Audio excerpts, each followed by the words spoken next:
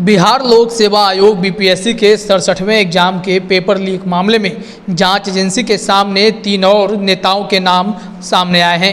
तीनों के नाम गया जिले में डेला स्थित रामशरण सिंह इवनिंग कॉलेज के प्रिंसिपल और जदयू नेता शक्ति कुमार की गिरफ्तारी के बाद आए हैं।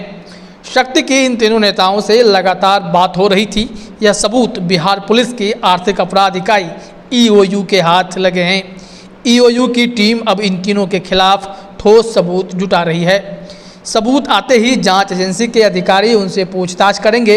हालांकि ये सफ़ेद पोश कौन है, पेपर लीक कांड में इनकी भूमिका किस तरह की रही है, इस बारे में ईओयू की तरफ से कुछ बताया नहीं गया है।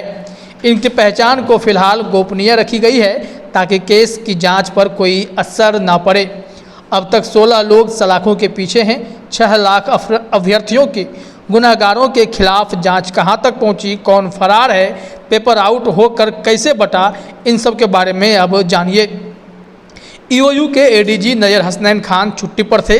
सोमवार को वो ड्यूटी पर वापस लौटे। इसके बाद सबसे पहले उन्होंने बीपीएससी पेपर लीक केस का रिव्यू किया।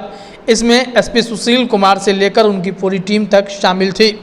इस केस में ईओयू को फरार चल रहे कुल 4 साथियों की तलाश है, जिसमें पहला नाम सॉल्वर गैंग के सरगना आनंद गौरव उर्फ पिंटू यादव, प्रयागराज का कपिल देव और सरोज और केशव झा शामिल हैं। इन सभी साथियों का गिरफ्तारी वारंट जांच एजेंसी पहले ही हासिल कर चुकी है। अब इनके खिलाफ कुर्की जब्त का वारंट भी कोर्ट से हासिल कर लिया गया है। अगर ये शातिर लगातार भागते रहे तो जल्द ही इनकी संपत्तियों को भी जब्त कर लिया जाएगा।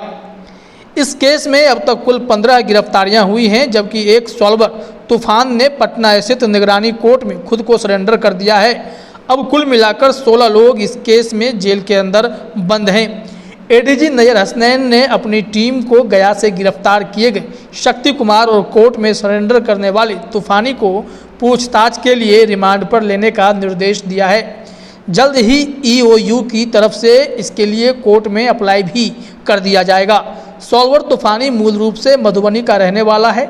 एडीजी की तरफ से शक्ति कुमार की संपत्तियों के जांच करने के भी आदेश दिए गए हैं। आपको बता दें कि 8 मई को बीपीएससी का 63वां एग्जाम था। ईओयू की पड़ताल में यह बात सामने आई है कि उत्तर प्रदेश के प्रयागराज का रहने वाला कपिल देव उस दिन पटना में ही था, वो भी सॉल्वर गैंग के सरगना आनंद गौरव उर्फ पिंटू यादव के साथ में।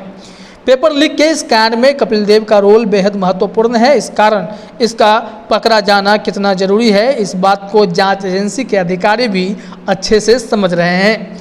इसलिए एक टीम लगातार इसके पीछे लगी है। सूत्र बताते हैं कि जब कुछ साथियों का कॉल डिटेल खंगाला गया था तो उसमें कपिल देव, आनंद गौरव और शक्ति के बीच हुए बातचीत का सबूत मिला है। ये लोग लगातार एक दूसरे के कांटेक्ट में थे। सरकारी नौकरी दिलवाने में कपिल देव पुराना सेटर है।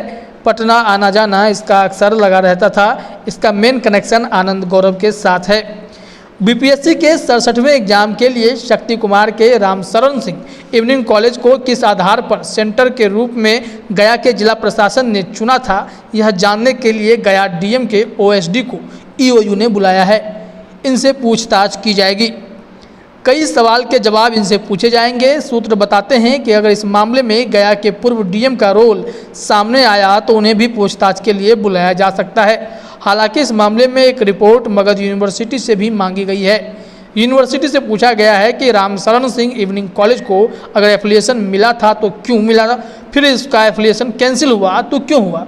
इस बारे में जल्द ही रिपोर्ट ईओयू को भेजने को कहा गया है। संभावना है कि जुलाई का महीना इस केस के लिए निर्णायक साबित हो।